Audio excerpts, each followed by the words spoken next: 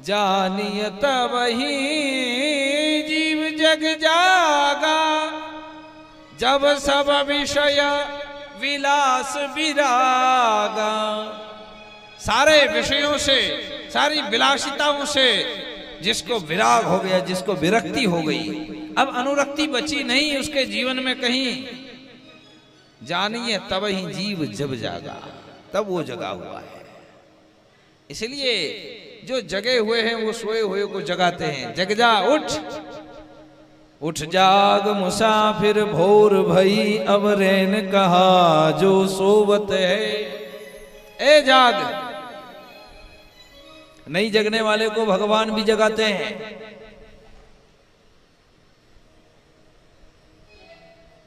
समझदार जग जाता है, आलसी पड़ा रहता है।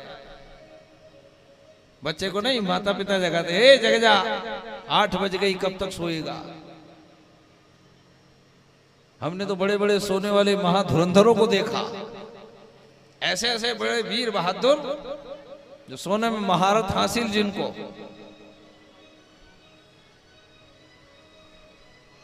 जगाते हैं भगवान कि जाग जाओ, अभी भी मौका है, जाग जाओ। क्योंकि जो सोया है वो खोएगा, जो जाग गया उसको कुछ मिलेगा। इसलिए जगो। गोपियां शिकायत करती हैं यशोदा के पास जाकर, ए यशोदा, ये तेरा लाला हमारे घर आता है और सोए हुए बच्चों को चिकोटी काट के भग जाता है। यशोदा पूछती है, क्यों रे कनुआ, ऐसी हरकत करता है क्या? सोए हुए बच्चों को चिकोटी काट के आता है। कहा मैया क्या करूं, अब मैं जाता हूं गोपियों के घर, तो ये इनके बच्चे सोए हुए रहते हैं, आवाज लगाता हूं, ए मधुमंगल, ए श्रीदामा, ए बिलमंगल, जग जा, उठ, सुबह हो गई, देख तो भोर हो गई। हाथ पकड़ करके हिलाता हूं कि अब तो जग, और जब नहीं जगता तब चिकोटी काटता हूं। फिर दर्द होता है तो उठ करके जगता है, आंखें खोलता है। आवाज लगाई, जगा नहीं, हाथ हिलाया, जगा नहीं, चिकोटी काटी तब जगा। हम लोगों को भी भगवान आवाज लगाते हैं कि जग जाओ, जग जाओ। संसार में घटने वाली घटनाओं को देख करके तो कम से कम जग जाओ। आवाज लगा रहा है, नहीं जगते। फिर कहीं छोटी मोटी घटना हमारे आपके जीवन में घटती है। ये घटना क्या है? आचार्य महापुरुष कहते हैं, जब आपके जीवन में कोई घटना घटे, समझ लेना परमात्मा ने आपका हाथ पकड़ करके हिलाया है कि अब तो जग। इतने पर भी न जगो तो फिर चिकोटी काटता है। फिर कोई बड़ी घटना घटती है, फिर कराहते हैं, रोते हैं, बिलखते हैं, चीत्कार मचाते हैं, और सत्य की तरफ कभी दृष्टिपात नहीं करते कि सत्य क्या है। इसलिए जगो। जो जाग गए हैं उनकी शरण में जाकर के बैठो, उन महापुरुषों के संग जाकर के बैठो। वो जगाएंगे, वो बताएंगे कि बेटा संसार का असली रूप क्या है,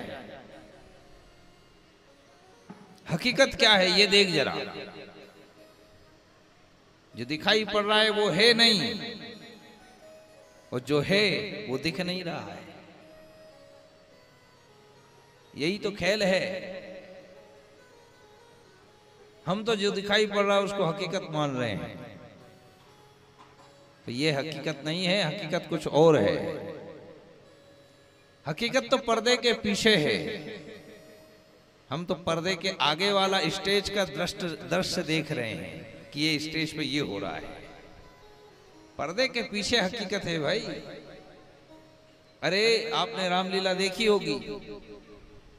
रामलीला में जो पात्र अभिनय करते हैं उनका सही स्वरूप देखना हो तो पर्दे के पीछे देखना। स्टेज पर तो सज धज कर आते हैं तमाम लिपापोती करके। फिल्मी एक्टरों का चेहरा देखना हो तो कभी वैसे देखना, समझ में आ जाएगा कौन कैसा है। ऐसा ही संसार है, सामने तो खूब चमक दमक दिख रही है, लेकिन ऐसा ये है नहीं। ये सब नश्वर है, जो दिख रहा है वो है नहीं, और हकीकत में जो है वो दिख नहीं रहा है, वो छुपा हुआ है, वो पर्दा पड़ा हुआ है। तो पर्दा कौन हटाए? बोलो कोई ज्ञानी जन मिले, कोई जगा हुआ मिले, कोई बुद्ध पुरुष मिले, उसी को कह दो कोई गुरु मिल जाए तो वो पर्दा हटा देगा। और जिस दिन पर्दा हट जाएगा उस दिन हकीकत आपके सामने होगी। वो माया का पर्दा हटा दे, वो अज्ञान का पर्दा हटा दे। वो पर्दा हटा दिया भगवान कृष्ण ने गोपियों का, चीर हरण के माध्यम से पर्दा हट गया। अब जीव शिव की एकता हो गई, दूसरा कोई नहीं हटाएगा। किसकी शक्ति होगी, किसमें सामर्थ्य होगा ऐसा? इसलिए उस बुद्ध पुरुष की शरण में जाइए, गुरुदेव की शरण में जाकर के निवेदन करिए, गुरुदेव जन्म जन्मांतर से सोया हुआ पड़ा हूं, अब तो पर्दा हटा दो।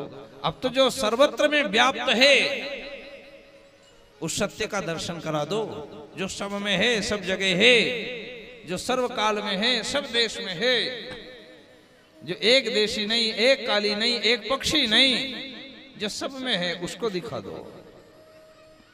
वो दर्शन कराएंगे, वो बुद्ध पुरुष जिन्होंने उसकी अनुभूति की है। इसलिए जीवन में ऐसे ज्ञानी महापुरुषों की बड़ी आवश्यकता है,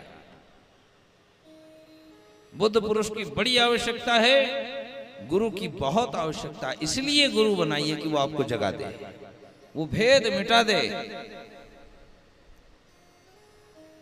जो अभेद का दर्शन करा दे। दोनों में कोई भेद नहीं, जीव शिव में कोई भेद नहीं। जीवो ब्रह्मैव न परा, भगवान शंकराचार्य कहते हैं जीव शिव में कोई भेद नहीं है।